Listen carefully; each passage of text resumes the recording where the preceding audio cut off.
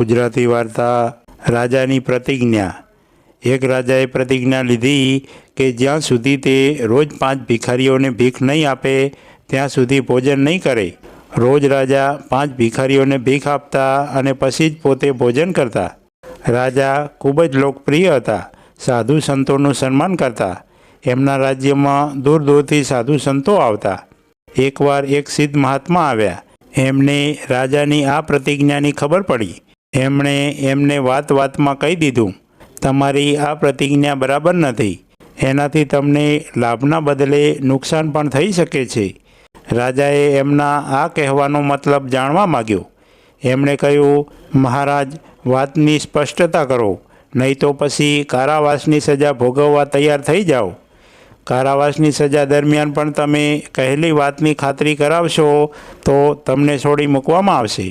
સાધુ મહારાજે માફી માગવાની તો ના પાડી દીધી। વાતની સ્પષ્ટતા વિશે તેમણે કહ્યું કે સમય આવે હું તમને ખાતરી કરાવી આપીશ। સાધુ તો ખૂબ જ જાણીતા હતા। રાજા એમને સજા કરશે એવું તો કોઈ કલ્પી શકે એમ પણ નહોતું। કારાવાસમાં જતાં જતાં સાધુએ તો રાજાને દીર્ઘાયુ થાઓ એવા આશીર્વાદ આપ્યા। આ બનાવના ઘણા દિવસો પછીની વાત છે। એક દિવસ રાજા પાસે ભીખ લેનાર 5 ભિખારી પૂરા ન થયા। આવું બીજે દિવસે પણ બન્યું। ત્રીજે દિવસે પણ ભૂખ્યા રાજાની તબિયત બગડી। રાજાને જીવતા રાખવા માટે ઠેર ઠેર ભિખારીઓને શોધવા પડતા। છેવટે સિપાહીઓ દ્વારા ધમકાવીને આખા રાજ્યમાં આ જબરજસ્તી શરૂ થઈ ગઈ। લોકોને ભિખારી બનાવીને રાજા પાસે લાવવામાં આવતા। એક દિવસ એવા જ 5 ભિખારી આવ્યા। તે ગભરાયેલા હતા। એમને જોઈને રાજાએ પૂછ્યું, બોલો શું જોઈએ? આ બનાવટી ભિખારીઓએ કહ્યું, મહારાજ, અમારે ક્ષમાદાન જોઈએ। રાજાએ કહ્યું, કઈ વાતનું ક્ષમાદાન? શું તમને કોઈ સતાવી રહ્યું? કોઈ વાતનો ડર છે? તે બોલ્યા, મહારાજ, આપ અભયદાન આપો તો અમે અમારા દુઃખની વાત કરીએ। રાજાએ એમને અભયદાન આપતા કહ્યું, જરા પણ ડર્યા વગર તમારે જે કહેવું હોય તે કહો। 5 જણાએ એકસાથે કહ્યું, મહારાજ, અમે આપની સુખી પ્રજા છીએ, અમે ભિખારી નથી। અમને ભીખ માગતા શરમ આવે છે। ભીખ માગવા કરતાં તો મરવું સારું એમ અમને લાગે છે। આપના સિપાહીઓ લોકોને મારી મારીને ભિખારી બનાવી રહ્યા છે।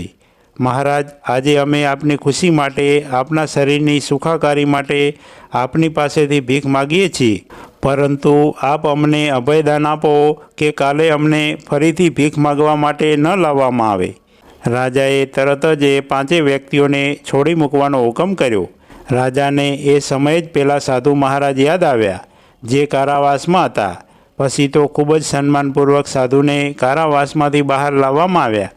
સાધુ મહારાજ રાજાની સમીપ આવ્યા। રાજાએ કહ્યું, સાધુ મહારાજ, આપની વાત સાચી નીકળી। મારી પ્રતિજ્ઞાથી મને લાભ કરતાં નુકસાન થઈ રહ્યું છે। આપને આપની વાત બદલ હવે કોઈ સાબિતી આપવાની જરૂર નથી। આપ હવે મુક્ત છો, આ રાજ્યના મહેમાન છો। સાધુએ રાજાને સુખી થાઓ એવા આશીર્વાદ આપ્યા। એમણે રાજાને કહ્યું, રાજન, આપ અન્ન જળ લો। રાજાનો ધર્મ તો પ્રજાની સેવા કરવાનો છે, એમને સુખી કરવાનો છે। આપની પ્રજા કેટલી સુખી છે એની ખાતરી તો એ જ હોઈ શકે કે આપના રાજ્યમાં કોઈ ભિખારી નથી, કોઈ રાજા પાસેથી પણ ભીખ લેવા માગતા નથી। આમ કહીને એ સાધુ મહારાજ ચાલ્યા ગયા। રાજા મનમાં જ પસ્તાઈ રહ્યા હતા। મેં સમજ્યા વિના જ સાધુ મહાત્માને કેદમાં પૂરી રાખ્યા। એ પછી તો રાજા દરેક કામ સમજી વિચારીને જ કરવા લાગ્યા। એથી રાજ્યમાં ખુશાલી ફેલાઈ ગઈ। મિત્રો, આવી દરરોજ નવી વાર્તા સાંભળવા માટે સબસ્ક્રાઈબ કરો મારી ચેનલને।